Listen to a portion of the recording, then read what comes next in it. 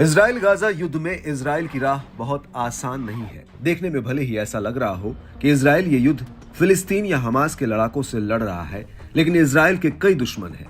Gaza, Lebanon, Syria, Yemen, Iran और Iraq जैसी ताकतें इजराइल के खिलाफ खड़ी हैं।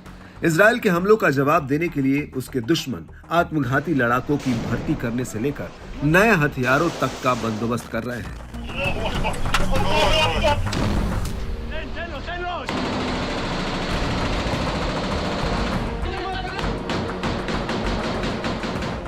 अब हमास के अल कसम ब्रिगेड ने इजरायली सेना पर हमला करने के लिए अपने हथियारों में एक नया रॉकेट RPO-A शामिल किया है।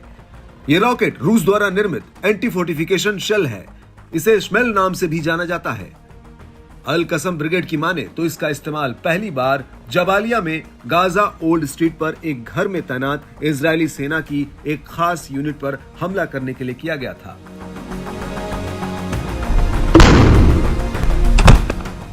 रूस द्वारा निर्मित इस पोर्टेबल रॉकेट की खूबियां जबरदस्त हैं, जो किसी भी युद्ध में बड़ी भूमिका निभा सकती है।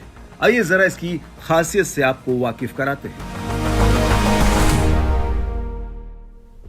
इस पोर्टेबल रॉकेट की अधिकतम रेंज 950 मीटर है। इसकी डायरेक्ट फायर क्षमता 300 मीटर है। यह रॉकेट लॉन्चर युद्ध के मैदान में पैदल सेना के लिए बहुत उपयोगी है। वजन में हल्का होने के चलते पैदल सेना इसे अपने साथ लेकर चल सकती है। इसे कंधे पर रखकर ही अपने टारगेट पर हमला किया जा सकता है। ये दुश्मनों के हल्के बख्तरबंद वाहनों को नष्ट करने में सक्षम है। आपको बता दें कि इजराइल अक्टूबर से अब तक गाजा में लड़ रहा है और उसने गाजा पर कई हवाई हमले किए हैं। हालांकि इस जमीनी लड़ाई में इजराइल कमजोर दिख रहा है, क्योंकि उसे जमीन पर अभी तक कोई बड़ी सफलता नहीं मिली है। न तो हमास का कोई बड़ा नेता इजराइल के हाथ आया है और न ही अभी तक वो गाजा पट्टी पर कब्जा कर सका है।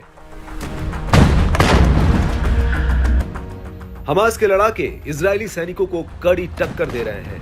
इस रॉकेट लॉन्चर के जरिए इस टैंक को उड़ाने का ये वीडियो बताता है कि किस तरह से ये लड़ाके इजरायली सेना के लिए मुसीबत बने हुए हैं।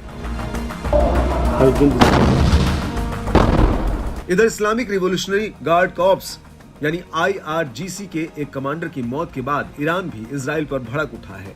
इजराइल को ठिकाने लगाने के लिए ईरान के IRGC की कुद्स फोर्स अफगानी आत्मघाती हमलावरों की भर्ती कर रही है।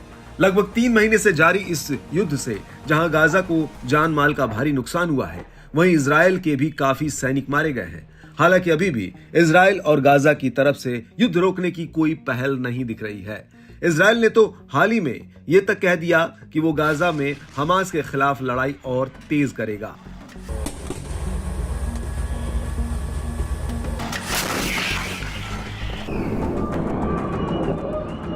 इधर ईरान ने भी अपने कमांडर की मौत का बदला लेने की कसम खाई है।